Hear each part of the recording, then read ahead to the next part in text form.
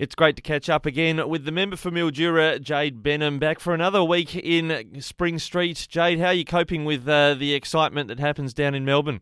It is pretty exciting. I mean, you run on pure adrenaline, really, for 4 days, and then you get home on Friday and you're absolutely knackered. But really positive week this week, despite the background noise that's going on. I'm also, I don't know if you're aware, Ricky, but I'm on the Integrity and Oversight Committee. So there's been a bit of a shuffle around with that and some deals done between the Labor and the Greens. Yep. I'm very surprised too. Yeah, I'm quite aware of this one, that there was going to be looking into these allegations raised by the former commissioner, but now Labor, the Greens and the new cannabis MPs have all sort of stitched up this thing. Well, we're not going to have an investigation into that. Yes, slightly frustrating. So they've done a deal. Now, Kim Wells, who is the lid that sits on that committee, argued weeks ago to have a non-government chair. Labor, of course, shut it down. The Greens were in support of a non-government chair because, I mean, that then gives them the opportunity. So they shut that down. And then over the last weekend, the Greens, the Legalised Cannabis Party and Labor have got together, done a little deal where the former chairman that the letter was addressed to and mentioned has resigned from the IOC.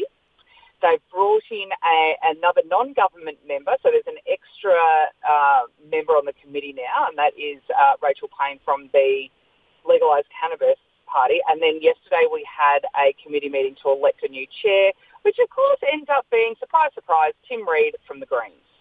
So, but all of that means that now that the deal, because all that's happened, and we've got an extra member on the committee, so the Greens have the casting vote on anything we do, means that the select committee motion that's been put up by Michael O'Brien in the Assembly is now not going to happen. Wasn't this all about looking into allegations some Labor MPs had asked for dirt to be collected on the Independent Broad-Based Anti-Corruption Commission? Yeah, exactly. So there's been a whole amount. I mean, some of the allegations that Redlick has made in his letter that Daniel Andrews apparently hasn't read. Now, on that, if Daniel Andrews hasn't read that letter as Premier, he's not doing his job. You can't tell me he hasn't read the letter. It was in the Herald Sun 2 weeks ago.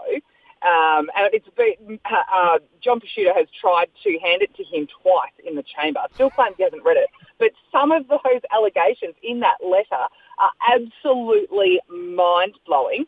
And this deal that's been done now for the Integrity and Oversight Committee means that motion to have a select committee to investigate the Redlick allegations won't happen. Now, if they had nothing to hide, Ricky, wouldn't you think they'd just go, absolutely, let's do a committee, let's prove that we're clean? No, they're doing everything in their power to stop any investigation into all of these allegations. And that, I think, just speaks volumes. Well, and it's a long time to another state election when anything could be actioned about that, possibly by a future government. But, Jade, you've taken some very local concerns down to Spring Street as well, including rehabilitation needs in the local community.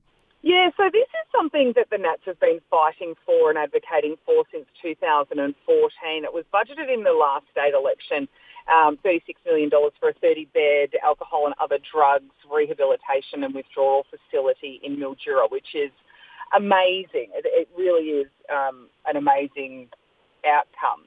And I actually got to sit down and speak with the Minister yesterday just to address just some concerns about location and land acquisition and those types of things, because the Northern Mallee AOD Alliance are doing a power of work on getting the right facility and the right location, for this facility, and the right model as well, which is really important. So just got to have a really informal chat with the Minister and say, hey, the community's got some concerns. Can you just have a look at this? And she's great. Gabby Williams is she's the Minister for First Peoples and Treaty, and she's also the Minister for Mental Health. So luckily she's very, very approachable, and very productive chat with her yesterday. So watch this space. Well, something you were watching closely, I think the opportunity to grab a $250 grant for your power saving might have passed. But when it comes to, I guess, saving power, you can turn to using firewood. But apparently you're going to have to go a long way to get firewood this winter season in the electorate of Mildura.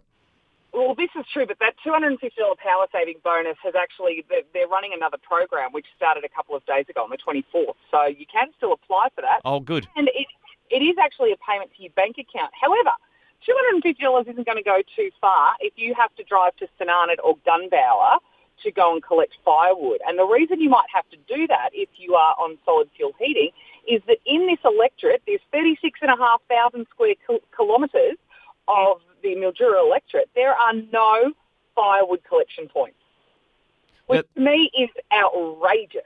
And yes, okay, there are safety issues. We've seen that with the closing of Parks Victoria camping spots and access along the river because the ground is soft and there is a risk of tree fall. But when I brought this up in Parliament a couple of weeks ago, overnight they had started to assess different campgrounds and started to open some up. So what I've asked the government is do the same thing with firewood collection points, get in, assess the safety, and then start opening it up, because cost of living is so high, people will quite literally go cold this winter if they don't do something about it. And there's been some good news, I understand, for some of your local community groups, including the Mildura Rolly Derby League and the Birchip Playgroup. Some good grants coming their way. Yeah, we've had a few in this little in this stream of funding, which is great. And it's always great to see these little groups that are really dedicated. And writing grant applications can be a really monotonous task, and you have to be, quite dedicated because it's a long process and there's a lot to it. So all the groups, Birchip Early Learning Centre, I think it was, the Roller Derby. There was 5 or 6 groups, I think, in this. Yeah, I think Witcher-Proof Community Resource Centre was another one. Yeah.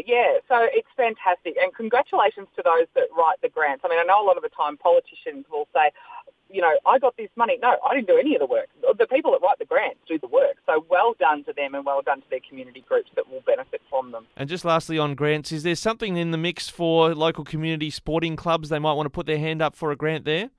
Yeah, that's right. The local community sport and infrastructure fund is out again. So again, it'll probably be, and usually is, the secretaries of community sporting groups that will write the grant applications for these. You can find it on the Victorian government website, but they are out. And off the top of my head, I can't remember the closing date, Ricky, but it is all on the website. Certainly pays to get your skates on with that, and it's the last thing some secretaries want to hear when you've got a footy or netball season about to start, but applying for grants never sleeps, does it?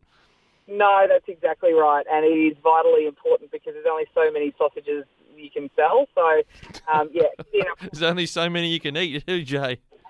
No, I disagree, Ricky. I could eat them all day long. A sausage and bread with tomato sauce is possibly my favourite food. Fantastic, Jade. Enjoy your weekend back from another heavy week in Spring Street, Melbourne, and great to have you join us again on Flow. Thanks very much for having me, Ricky.